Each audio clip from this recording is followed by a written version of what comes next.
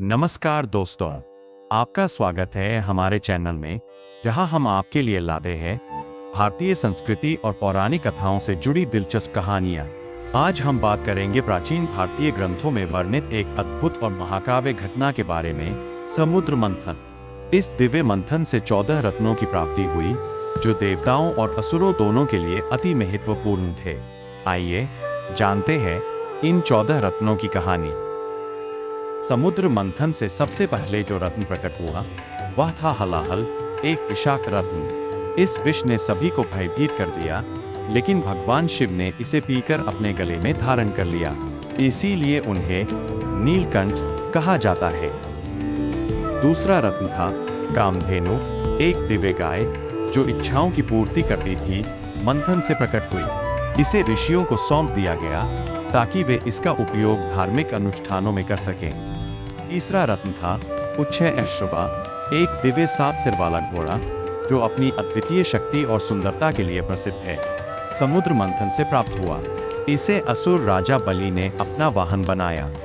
चौथा रत्न था ऐरावत, एक विशाल सफेद हाथी, समुद्र मंथन के दौरान प्रकट हुआ और इंद्रदेव के वाहन के रूप में प्रसिद्ध हुआ। यह हाथी स्वर्ग की शान है। पांचवा रत्न था कौस्तुभ मणि, जो सबसे मूल्यवान और कीमती मणियों में से एक है। समुद्र मंथन से प्रकट हुई। इसे भगवान विष्णु के वक्षस्थल पर धारण किया गया, जो उनकी दिव्यता और महानता का प्रतीक है। छठवां रत्न था कल्प वृक्ष, एक दिव्य वृक्ष जो इच्छाओं की पूर्ति करता है, मंथन से प्रकट हुआ। इसे स्वर्ग में स्थापित किया गया, जहां से यह देवताओं की सभी इच्छाओं को पूरा करता है।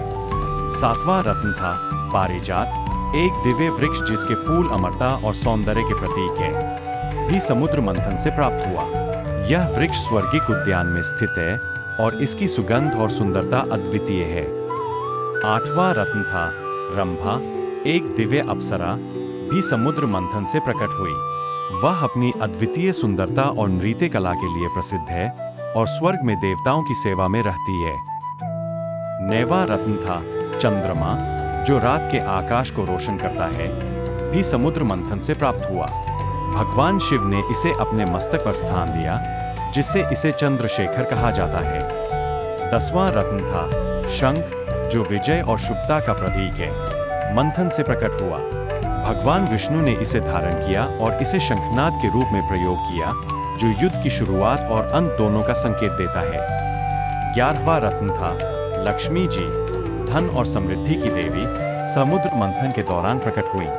वे भगवान विष्णु की पत्नी बनी और उनकी पूजा आज भी धन और समृद्धि के लिए की जाती है।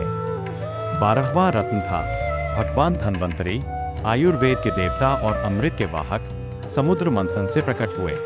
वे अमृत कलश के साथ आए, जो अमरता का प्रतीक है। 13वां रत्न था अमृत, जो अमरता का प्रतीक है। समुद्र मंथन का मुख्य उद्देश्य था इसे प्राप्त करने के लिए देवताओं और असुरों के बीच जबरदस्त संघर्ष हुआ। अंततः भगवान विष्णु ने मोहिनी अवतार धारण करके इसे देवताओं को सौंप दिया।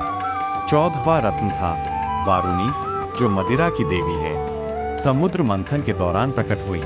उन्होंने असुरों को अपनी ओर आकर्षित किया और उन्हें अमृत से दूर रखा। तो मित्रों, ये थे समुद्र मंथन के दौरान प्राप्त हुए 14 अद्भुत रत्न, जिनका धार्मिक और सांस्कृतिक महत्व अनमोल है। ये रत्न हमें हमारी संस्कृति और पौराणिक गाथाओं की गहराइयों में झांकने का मौका देते हैं। अगर आपको यह वीडियो पसंद आई हो तो इसे लाइक करें, चैनल को सब्सक्राइब करें और शेयर करना न भूलें। धन्यवाद।